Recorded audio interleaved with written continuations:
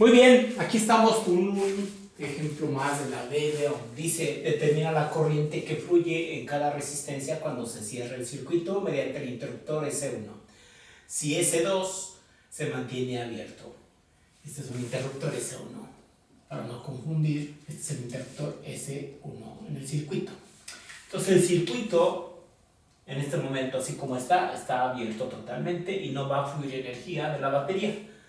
No puede cerrarse el circuito porque la corriente no puede fluir, porque aquí el circuito está cerrado, está abierto más bien, con el interruptor S2, y el interruptor S1 también está abierto. Entonces no hay manera que la corriente pase y llegue a la terminal negativa nuevamente.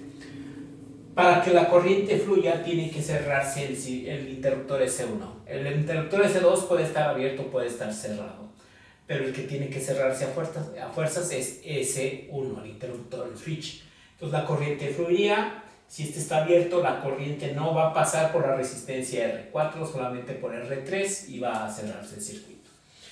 Un problema más interesante ya sería que estuvieran los dos interruptores cerrados, S1 y S2, entonces la corriente sí se separaría y alimentaría las dos resistencias. Entonces esta resistencia que está aquí abajo, para nuestro caso va a ser obsoleta, no lo vamos a utilizar. Es como tener un sistema con una bomba que proporciona agua. El caudal que lleva aquí pasa a una tubería, pero luego esta tubería está bloqueada, está cerrada. Y entonces, ¿qué ocurre? Que el agua no va a poder fluir, no va a haber caudal. Ahí podría quedarse a lo mejor el agua estancada, pero el caudal no va a existir, no va a haber velocidad. Y en todo caso, por aquí sí estaría saliendo cuando se interrumpe, se cierra el switch. Es decir, aquí ya la manguera estaría conectada a otra manguera, por así decirlo, haciendo la analogía. Por lo tanto, hay que recordar que para un circuito completo, la suma de diferencias de potencial, la suma de voltajes tiene que ser igual a cero. En cuanto se cierra el interruptor, el voltaje, la suma de todos debe ser igual a cero. ¿Dónde hay voltaje? En la batería y en cada una de las resistencias. Siempre que pase una corriente por una resistencia va a ser una caída de potencial. Entonces la suma debe ser igual a cero. Empezamos partiendo la corriente desde la batería, va a ser de menos a más, es una elevación. Este es el voltaje en la terminal, es menos la corriente por la resistencia R1, menos la corriente por la resistencia R2, menos la corriente por la resistencia R3. Y eso debe dar 0. Ahora, el voltaje en las terminales no es esta la fuerza electromotriz, porque tiene una resistencia interna.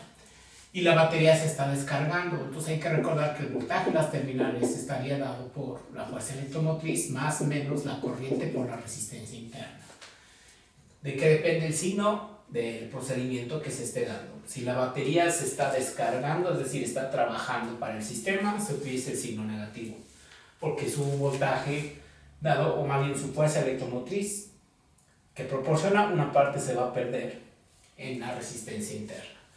Y entonces, si fuera una descarga de la batería, sería el signo negativo. Si fuera una carga de la batería, sería el signo positivo. Entonces, en este caso, esto va a ser el signo menos porque se está descargando.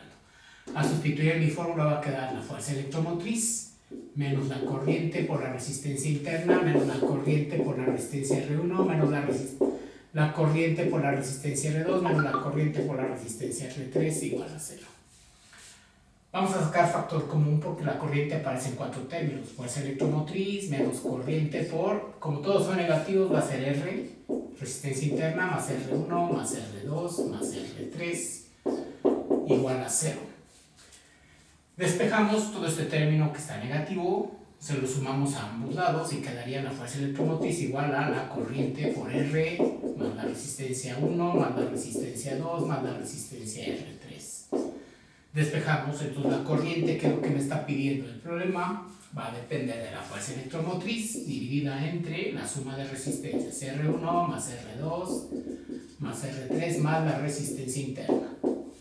A sustituir los datos numéricos, la fuerza electromotriz fue de 16 volts y la resistencia 1 es de 4, la resistencia 2 de 6, la resistencia 3 de 3 y la resistencia interna de 0.1. Y esto es 16 volts, esto estaba en ohms, igual a 4 y 6, 10, 13, 13.1 ohms. Al hacer la división, vamos a ver cuánto nos da. 16 entre 13.1 sería 1.22. 1.22 amperes. La corriente que fluye por el sistema es de 1.22 amperes. Ya, está el problema resuelto. Si no tuviera una resistencia interna, la corriente sería un poquito más porque sería 16 entre 13. Bueno, esperemos que este ejemplo sencillo lo entiendan. Recuerden, siempre que tengamos un circuito, la suma de caídas de potencial o la suma de diferencias de potencial debe ser igual a 0. Nos vemos.